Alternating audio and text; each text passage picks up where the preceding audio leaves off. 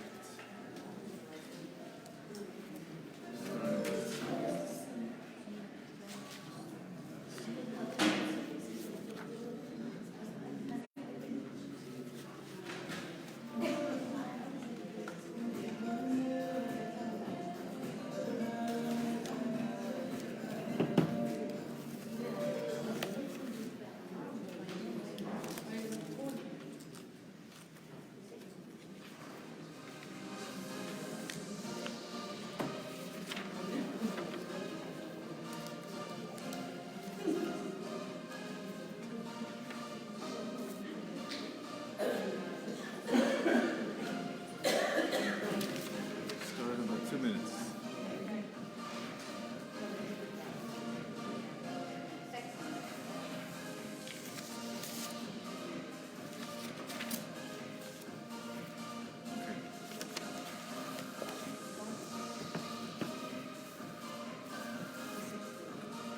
You ready? Let's call Michael. Let's start. And you want to call Michael? Tell me to start. Just call Michael Mamela? Yeah. They call Michael first. So we start.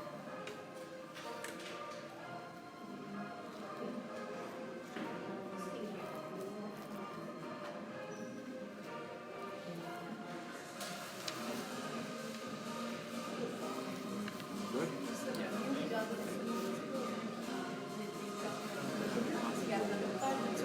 Talk on because I'm in the camera. Huh? But don't leave stuff like that. Okay. Gotcha.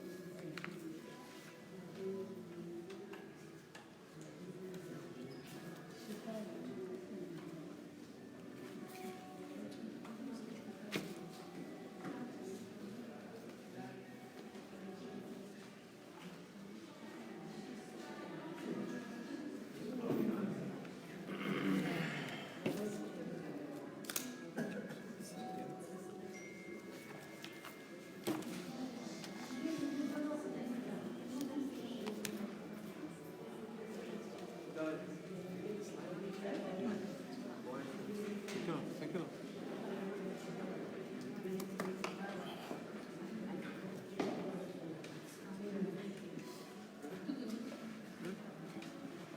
So we're just waiting for Michael and we'll start. Michael.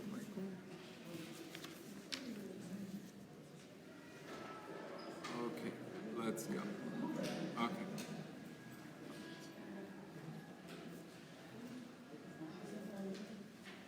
Ready? Good.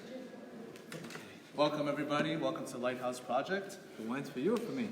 Huh? The wine's for you or for me? Just kidding. Baruch atah Adonai Elokeinu melech haolam v'orev yagachem. Amen. All right, let's go over tonight's anonymous sponsors. Lots of them. Anonymous.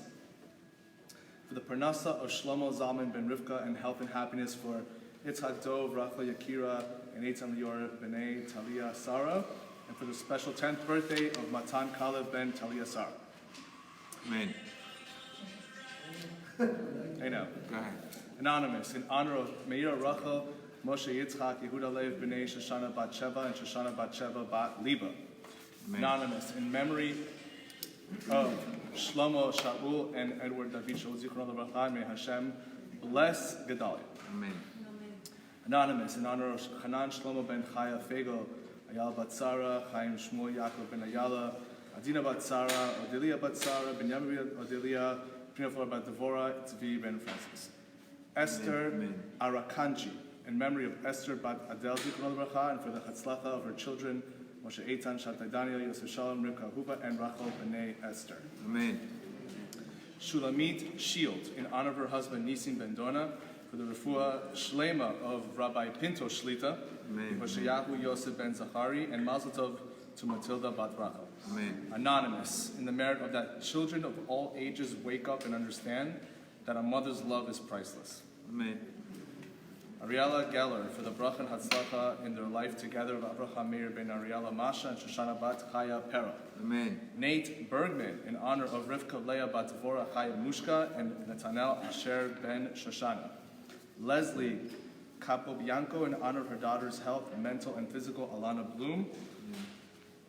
You okay?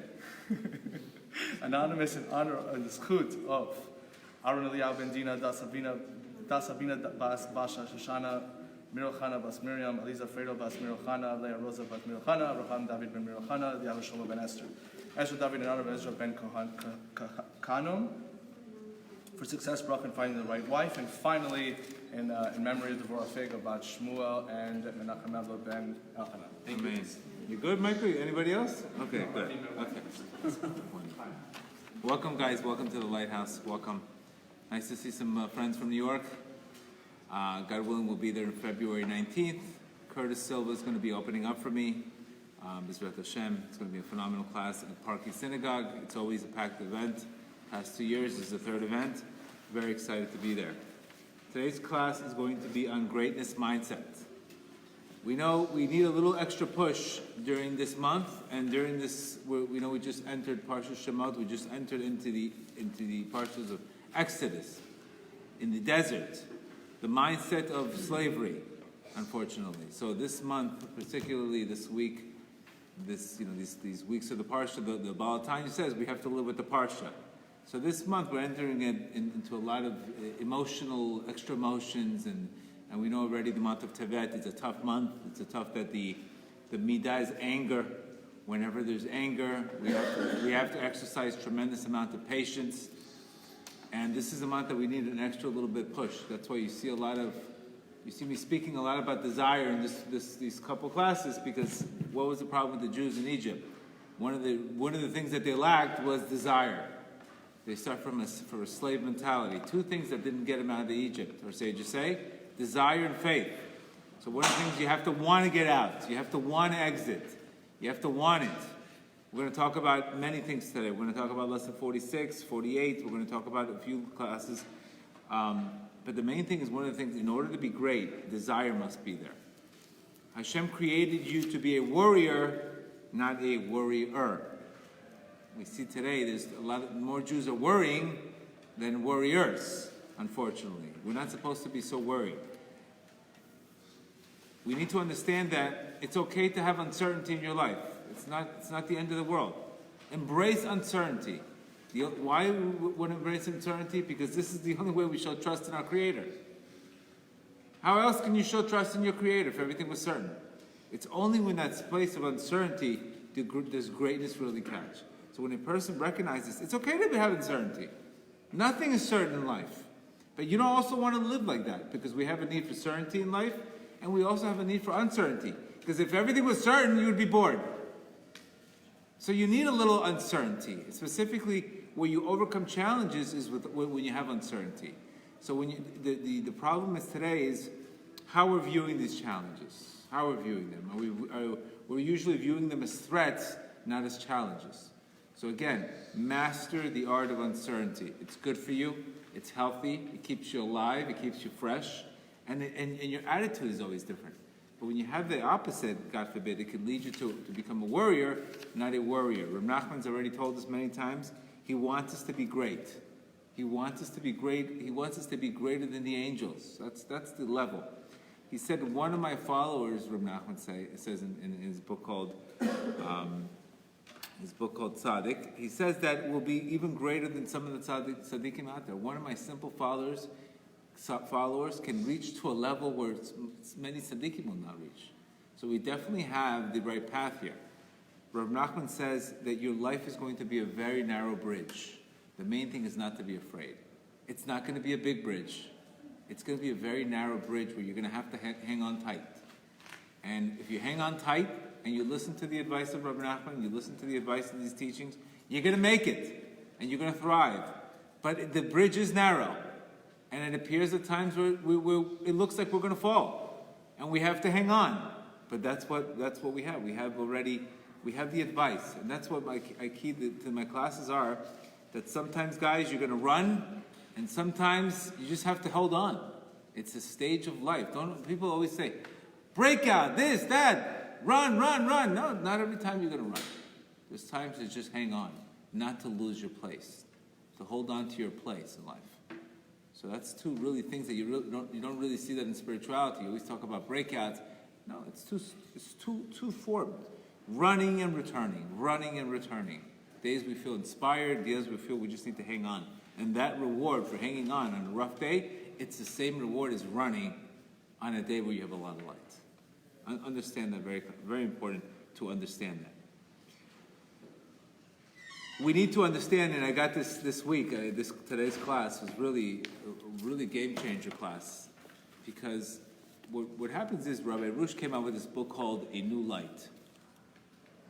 You see a common problem today where you see this January 1st, people make New Year's resolutions. They have all these vivid goals. I want to lose 70 pounds. I want to lose 100 pounds. I want to conquer the world. All of these things. I want to get along with Moroccans. That's a pretty crazy goal. They make these crazy goals, crazy goals, but they think they're just going to get into the goal and it's going to happen. And then what happens? January 15th comes, the inspiration turns into desperation, and the goal's over. But what is Rav Nachman's really telling us to do? If you want to hit a goal on January 1st, you better start craving it and desiring on December 1st. You can't just walk in January 1st and expect to hit the goal.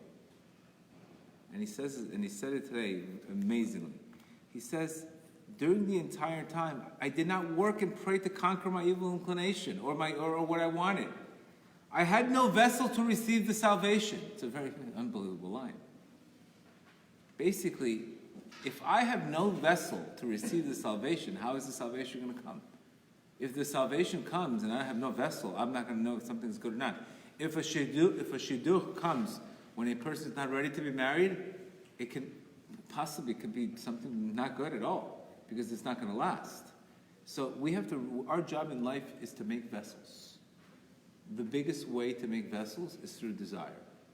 Through hunger, through wanting something, through thinking big. That's how you make a vessel. And look what he says. Had I succeeded without prayer and the work of will, I would have been harmed and filled with hardiness. Help me that I should not fall into this hardiness. Basically, the Arizal says, if anything we receive today without praying for it or without an effort, you have to be careful, because it's free light. And anything free without working for it, it can actually be detrimental for you. So now we start understanding this concept. We start loving the struggle. But we have to recognize, like I said today in the morning, and why I'm saying it again, it's so important. You get rewarded in public for what you do in private. It's such an important, you can't just show up. You can't just show up. People just tell you show up. No. Pick what you want. Pick a desire. Sometimes Hashem won't give you what you want. He'll give you what you need. But pick Pick a desire, pick a goal, and then start building the yearning and craving for that thing. And then attempt it.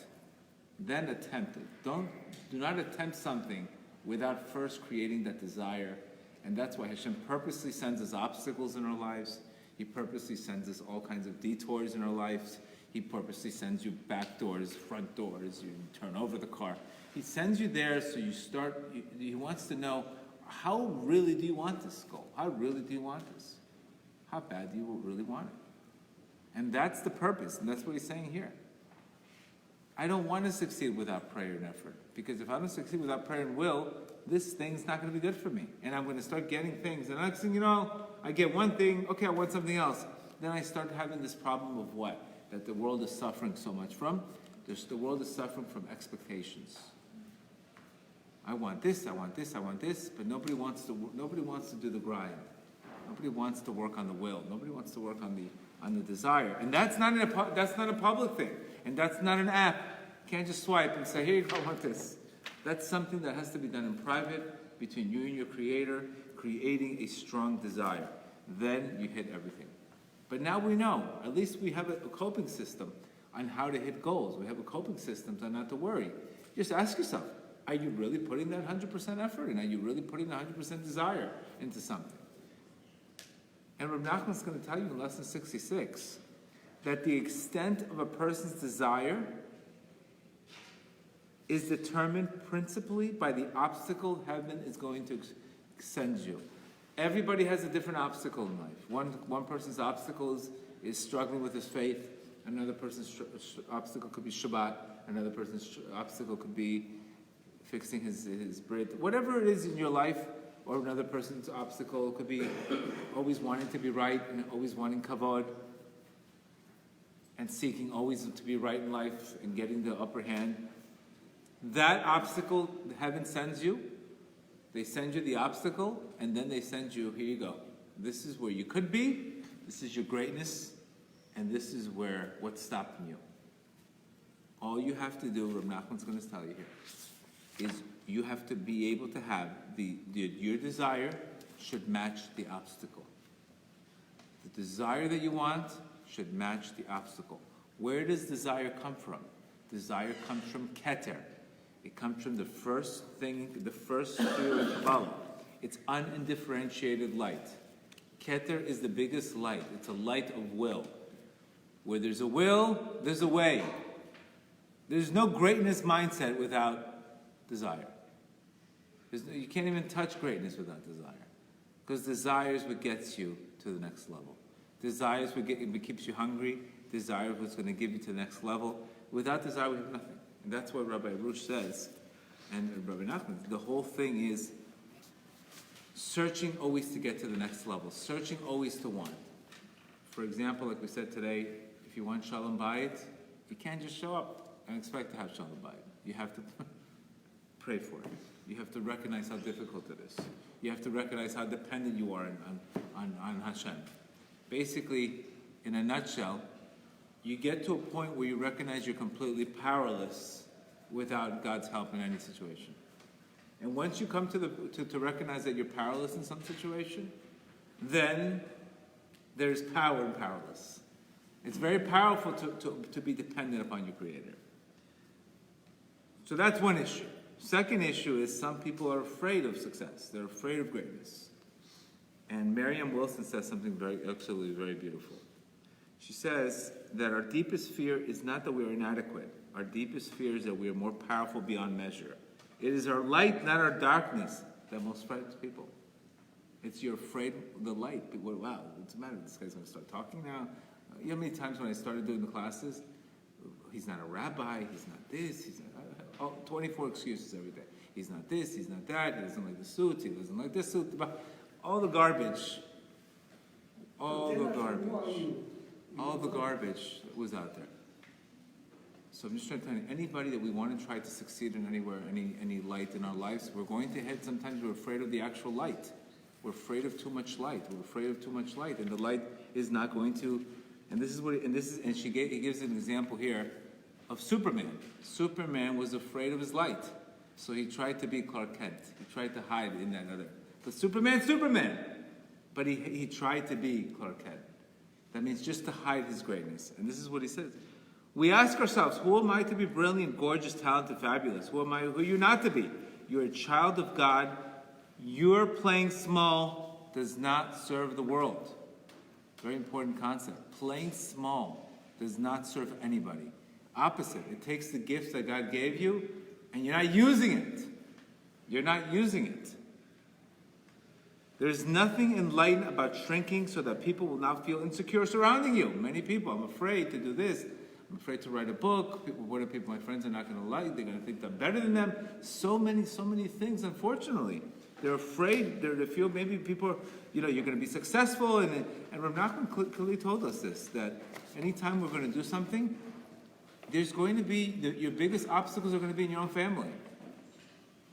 You want to start doing his bodhidut. You want to start meditating. What are you, crazy? What are you doing? Now you're becoming a fanatic. You're doing this now. You're listening to classes. Who are you? The Dalai Lama. All kinds of stories are going to come. Because usually people don't want to see you happy in life. They like miserable. Miserable likes miserable. But anytime you want to change, you want to feel enlightened, right away you're going to get criticized. Automatically you're going to get criticized. That's a sign that you're on the right path. If you're getting criticized, you should start saying thank you to God. Thank you, Hashem. Thank you, Hashem. Getting criticized is the beginning of knowing that you're in the right place. Getting criticized specifically because there's nothing greater than a cleansing when people criticize you. It's a cleansing. But your job is not to take it personal. Your job is not to take it personal. And he's saying here, we were born to manifest God's glory that is within us. It is not just in some of us, it's everybody has this light. Everybody has a light that God's given them, this halak elokai mimai, this inner aspect. And we unconsciously, not only that, we want to promote other people to do the same. So remember, it's your light. Your job in life is to become who you are. If you're supposed to be a pianist, you're supposed to play the piano. You're supposed to become a therapist, you're supposed to be the best therapist. And that's where you're going to get a lot of people that are not going to want you to do that. And they're going to hold you back. And they're going to tell you you're not good enough. They're going to give you all kinds of excuses. That's where you have to say, this is the beginning. That means, like we said before, when the customer says no, the sale begins. When the customer says no, that's when the sale really begins. Anybody can sell in Amazon. But when the customer says no, that's when the sale begins. That is the mindset that you want to have today. So if it's your, and Rav Nachman even said, it could be your spouse that doesn't want you to be happy. Because maybe if you're happy, you're going to leave them. Who knows? Who knows the craziness that's happening out there today? But it's you can see a lot of negativity once people start seeking the light. And you have to just be very determined. If you see the determinism that we have, we just have to be very determined.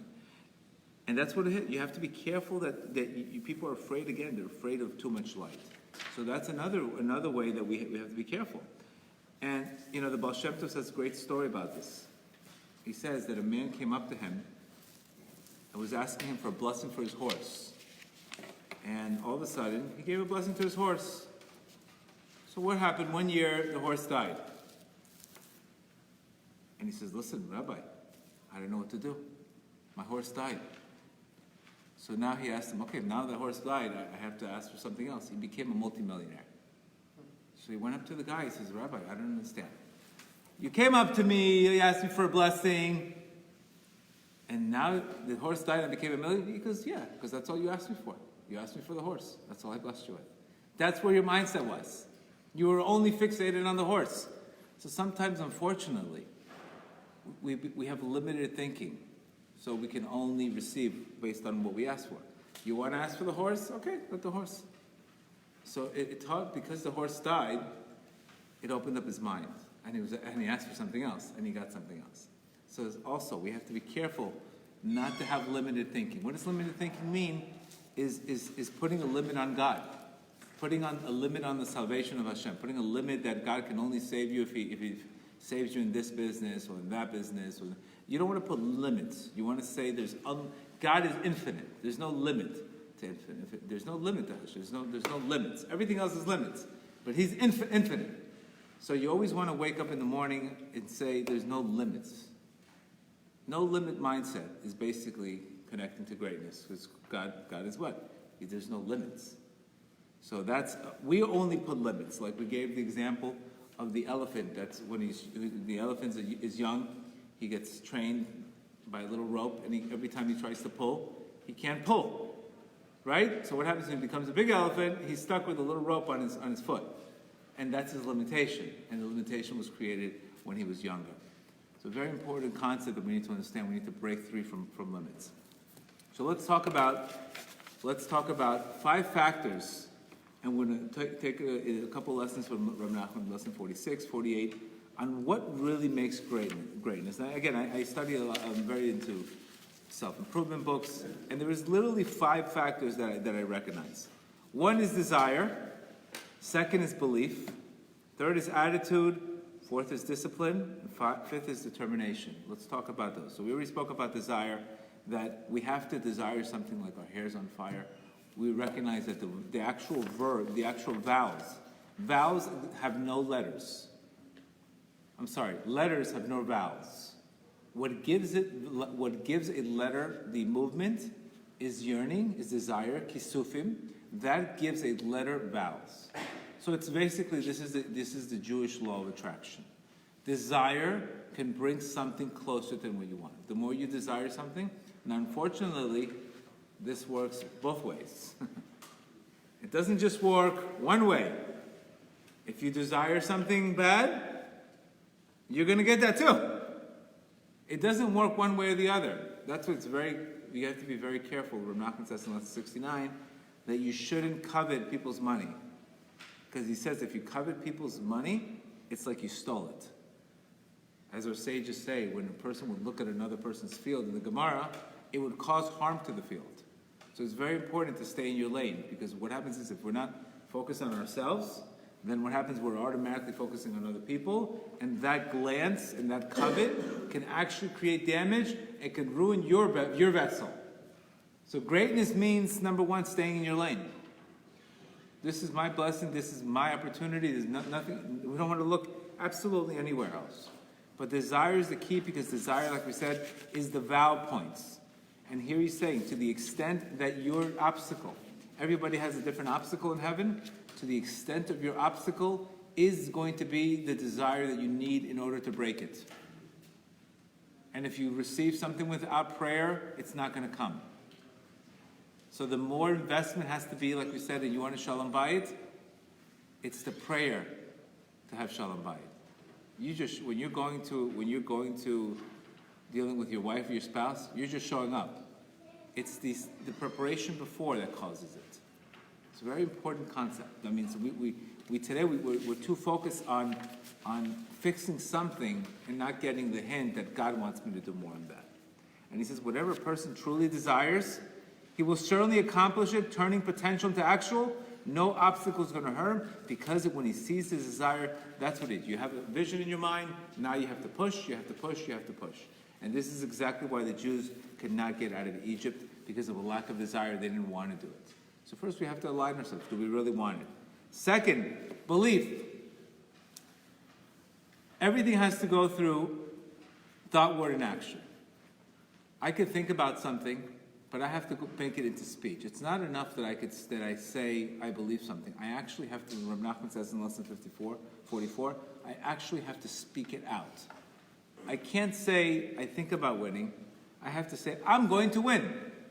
Faith must be spoken out loud. You have to speak victory. It's very, very important. A lot of the tefillas that we speak about, if you read, all davening is affirmations. Every time I daven, what am I saying? God surrounds me. God saves me. Mercy surrounds me when I trust God. What you're saying is you're praying, and those words that you're saying are supposed to enter into your subconscious, and you're supposed to really believe it. So an indication whether you prayed correctly or not is if you're a changed person after that prayer. You have to be a changed person. That means those words really penetrated.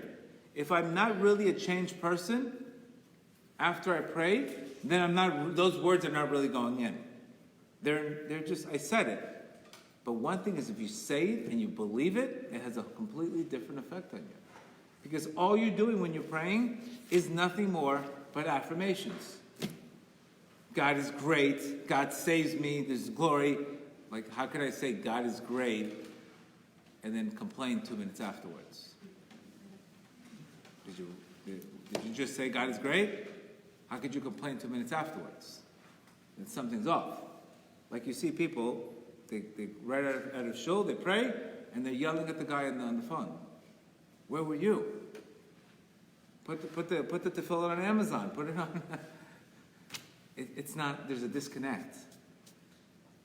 So that's how I know if I pray the right way. Am I completely a different person? Do I have new energy? Am I revived there? That means the words I said penetrated my bones. That's why I say, just say. You have to pray with all your bones. Your bones have to feel it. It's an art. It's why concentration is important. Getting rid of the junk in your mind is important. Really going to a place where you feel oneness. And then the words actually will give you energy, like the Baal Shem Tov says. The words themselves will energize you. Remember, I'm exhausted because I'm not saying, I'm exhausted because I'm holding in things. But once I let go and really express myself of all the pain that I'm going through, and really believe that you're the only salvation, then very simple. I let it go. I let it up. I release it. The energy gets released. And then automatically, if negative energy gets released, automatically you feel great. Just like a massage. You ever have a massage in one area of your body? What does the massage do? What does that knot do, unfortunately, if it's not handled properly? Next thing you know, you have a little knot here, and next thing you know, you're walking like this, with your neck like this. But what are you talking about? The pain is in your back. Because if you don't deal with certain things in life, you know what happens? It starts pulling your, next thing you know, from the back, it starts pulling the shoulder, and next thing you know, you got a crooked neck. How did it get all the way there? Because you never undid the knot. You never clogged it. Same thing when we have certain emotions that are not clogged, that are not released in prayer. What happens? They make everything else stiff. And they do not allow the flow of blood to move. So when you get a massage, you feel better. You feel like a release. It's exactly what prayer is. You're releasing. You're getting rid of those knots, those areas that you don't like. Those maybe the forgiveness issues or areas of lack of trust. These areas, unfortunately, they block you. And then once they block you, they do not allow you to connect to the words. And then, because if you connect it to the words, you really believe in the words, they change you right away. They change you completely differently, and you feel completely different. So that's why it's number one, to get there, the approach is make sure you get rid of all the trash before you get to prayer. Make sure you get rid of the trash before his bodhidud. So part of his bodhidud is mishpat, saying, Hashem, I'm sorry for this, I'm sorry for that, I forgive this one, I forgive that one, because you want to release. Because once you have release, you have an open heart, and the rest is history. And the rest is history. So second thing is belief. We have to believe in our purpose, and we have to believe in our mission. We have to also recognize that first we give up on ourselves, then we give up on God. If you never gave up on yourself, you would never give up on God. You can't say, I have emunah, and I have no self-confidence. No, you gave up on God. You gave up on God. And prayer is emunah. Prayer is emunah. What's an indication of Rav Nachman saying that you have emunah? How long you pray. How long you pray. It's not enough just to say, I love emunah, I love that book on emunah. Okay, really? How long do you pray? If you have emunah, emunah means prayer. Bottom line. Without prayer, there's no emunah. Emunah means what I say, God listens to. That's emunah. That I can use my mouth for prayer. That's the gun. You can have a beautiful gun, you're not shooting. Emunah, Rav Nachman says, is prayer. Is shooting it out. Can't say I have faith, but I don't pray. You don't really have faith, because if you prayed, you would have prayed. That's an indication of, see, it's very, prayer is really, it literally, when you pray, it's basically an indication of what state you're in at every moment. It's a very sensitive thing. So if you really tap into it, you know exactly how to clear emotions. You can clear everything if it's done properly. And the first step, like we said, before you even start praying, you want to start desiring, saying, I want to pray to you. Don't pray. Your prayer should be, I want to start praying. That's the prayer. Because first we have to have a desire. Remember, we have to have a desire. You should say, I don't know what to say. I don't know what to pray. I never prayed before. I don't know if I'm praying right or praying wrong. But you've told me that how great desire is. You've told me how important it is to open up my heart. I'm not really asking for results right now. I'm not asking for results. I'm just asking to connect. Just to connect. All I want to do is connect. That prayer cannot be turned down. You're just asking to connect. He can't say no. That's why prayers for spirituality are always answered. They're always answered. So the first thing is you could say, I don't know how to say. I don't know how to pray. I don't know how to pray. Teach me how to pray. Tell me what's blocking me to pray. And then once you do the preparation in private, then when you get to pray, it's a whole different world. It's a whole different world. It's a whole different feeling, etc. So belief is very connected to emunah. My belief is that my prayers make a difference. Whatever I say can change heaven. And now we specifically already know that any problem that we're going through today is a constriction. We're in Mitzrayim. I'm in a problem. My problem is I'm stuck. The stuckness. And usually when we're a problem, what's the first thing that goes is a speech. Because the speech, where does it go? It goes to the back of the neck. The back of the neck represents ha'oref, which is the same name as paro. It's stuck in the back of the neck. That's where the klipa is. That's where the negative energy is. I can't express myself. So through wanting to express yourself, desire, you go from the ha'oref, the back of the neck, to open mouth, Pesach. That's what Pesach, the whole thing about Pesach, is the whole, we're celebrating, everything's loud in Pesach. We're saying it because what happens, our speech wasn't constricted. We couldn't even speak. We were so stuck on our negative emotions. We were stuck on a kotzer ruach. The faculty of speech was gone. Why do you think you say the Haggadah out loud? Because now the resemblance is, I'm freed, my speech is free. When your speech is free, your problems will be free. That's how you know. When you start speaking and you start freeing, that's the beginning, that's the signal that the problem is going to be over. That that's it. You got the lack, you came closer to Hashem through that lack, and that's it, you're on the right way. That's how you know already, that's the sign from heaven, because Hashem will send you the words on what to say. It says it in lesson 124, that God will send you the words on what to say. He'll send you the words on what to say in order for you to defeat him. Because it would be impossible for you to do it yourself. So it's an open book test.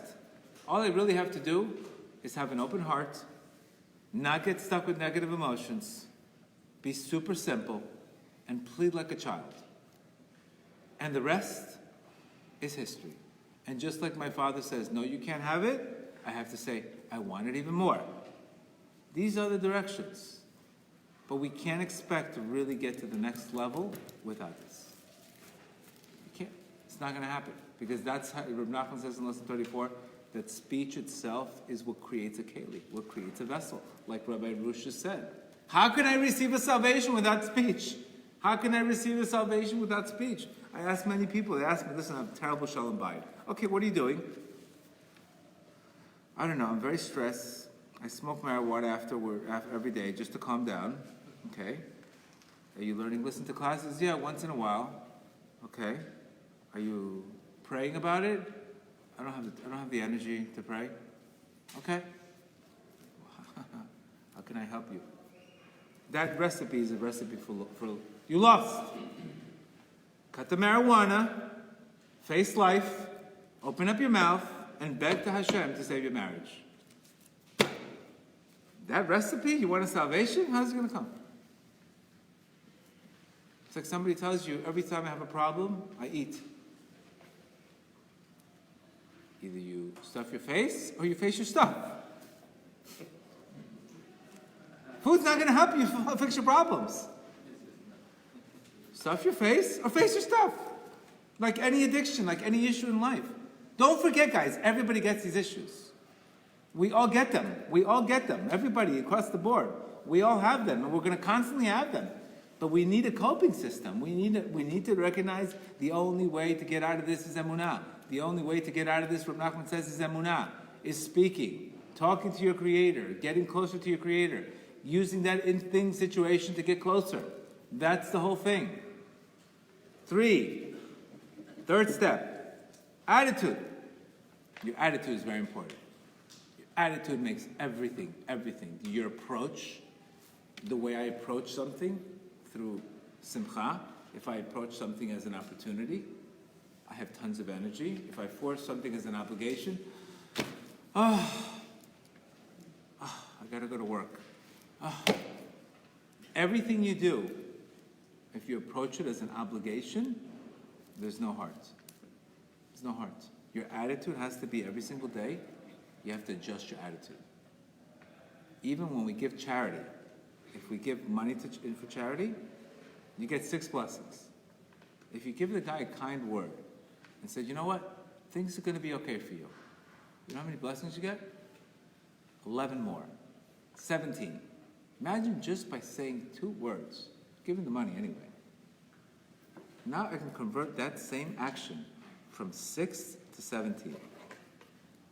You know the combination you get when you do something b'simcha?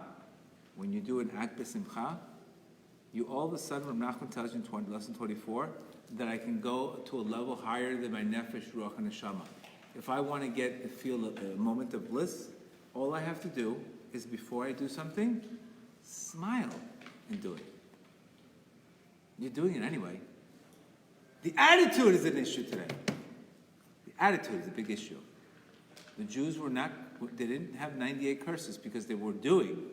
They had 98 curses because of the attitude while they were doing it. It's not because they did not have simcha. They did not have renewal. It's very important. I thank God every time I pray. Thank you for giving me the opportunity to pray. Thank you for giving me the opportunity to do this. Thank you for giving me the opportunity. These little attitude things make a huge difference. Make a huge difference. Imagine the difference you're going to get today.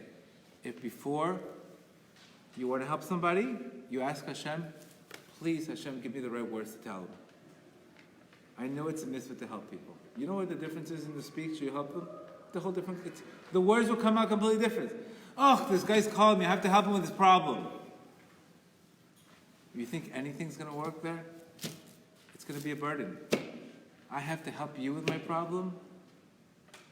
You know what's going to happen? Why do you think you have to help people? Because you're helping yourself. Why do you think He sends you people? By accident? He sends you people in your life so you get out of your own head. Because we know today, the main issues that we said before of anxiety are what?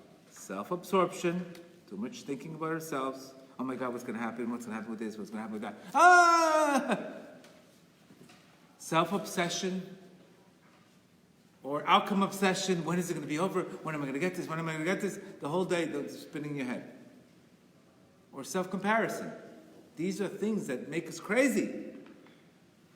So we have to exit our mind and enter the moment. When we exit our mind, when we get the chance to help people, if we don't think about ourselves, finally I feel good. Why do you think you feel good when you help somebody else? Because you stop thinking about yourself. Thinking about yourself all the time is what causes the headaches. Is what causes the anxiety. Is what causes the cortisol. But the minute I go and help somebody else, right away I have simcha. I get serotonin. Who got serotonin? Who gets serotonin by thinking about their problems, thinking about themselves? Nobody. You get cortisol. You think about yourself, you get cortisol. You think about somebody else, how to help them, you get serotonin. That's why our sages say, pray for somebody else before you pray for yourself. It's to teach you to get out of yourself. The problem is when we're thinking too much about ourselves. So it's all of us. It's all of us across the board. And we just have to find a way to get out of ourselves. Just get out of yourself. Thank God I go to my detox center, and all day long I'm so lucky because I can get to help people. I don't have time to even think about the issues I have. Because all day long I'm thinking, okay, how can I help you? How can I help you? I'm putting in it's all chesed. And at the end of the day, you feel great because you're helping people. End the story. So I recognize as long as I'm thinking about other people, the attitude has to be selfless instead of selfish. That's how you get greatness. Because the real makshavot, when you help somebody else, you know what happens? All of a sudden you feel good, and when you feel good, your heart opens up, and when your heart opens up, your mind opens up. And then you get new ideas for yourself. That's how it works. That's the equation. But if we think about ourselves, our heart closes, we get stuck, we get malcham kadnut, and we want to isolate. So when we think of it, we give others right away, you get serotonin, you feel good, your head opens up, you're a different person. You're wired to connect. So your attitude has to be, when you have somebody that you help, has to be, I want to help that person because I'm really helping myself. Number one is by not thinking about myself. 4, discipline. Discipline is very important. Rav Nachman says here in lesson 46, the amount of discipline. He says discipline means freedom. Discipline equals freedom. If you want me to tell you how free you are, people tell you, oh, I can't keep Shabbat, I feel so enclosed. No, freedom is really when you're free, you're not tied to anything. When you're really free, you don't need your phone. You don't need anything. That means you're really free. If you need something to be free, you're not really free. It's the opposite of freedom. He's saying here, soul sacrifice is something each of us have to do every single day. And when you sacrifice your soul, Rav Nachman's saying, that is the highest prayer. When a person sacrifices his soul, it's the biggest chance in heaven. When I am all of a sudden in a situation where somebody hurts me or somebody wrongs me, and next thing you know I forgive that person, that's a sacrifice. That's a sacrifice. You have to sacrifice yourself. The sacrifice is I have to give 110% in. In order to be great, I have to have self-sacrification. The reward you get for self-sacrifice is huge. And we know from the parsha this week that the Jews were supposed to, the guards watching the slaves, instead of when the Egyptians gave them a certain quota, instead of them saying, why aren't you not hitting your quota? You know what they did? They took a beating for the Jews. And because they took a beating for the Jews, you know what happened to them? They became the elders in the wilderness. So when you take a beating for another Jew, when you take a beating, when you sacrifice yourself, is when you get tremendous rewards. So you have to ask yourself, where am I sacrificing? Where am I sacrificing? Am I really sacrificing? You have to sacrifice. You want to be happy in marriage? Got to sacrifice. You go into a new relationship, you got to sacrifice things that you want and some things you don't like. To sacrifice. Sacrifice is the name of the game. And this is what he's saying here. That God will never give you an obstacle that you can't handle. Right away. He'll never give you an obstacle. So sometimes a person could say, listen, it's too much for me. Wrong. Not true. Your Creator does not give you something you can't handle. That's what he said again. Your Creator will never give you something you can't handle. It just appears to recognize that it's hard. But your Creator will never give you something you can't handle. And he's saying this very clearly. Because Hashem does not make unreasonable demands on his creators. It's a Gemara. So right away I need to understand that where is the damage coming from that situation? It's my emotions to that. It's the meaning to that situation. If I just looked at that situation as is, not worse than it is, I would never be so exhausted. It's very important to view something as is, not worse than it is. Do not look at something worse than it is, and do not say that God did not give you something more you can't handle. If he gave it to you, you absolutely can't handle. That's another thing. We need to be great, is we need to have discipline. And we need to know when not to throw in the towel. Even Rav Nachman says in lesson 48, that a person has to be extremely stubborn in the service of God, not to leave his place.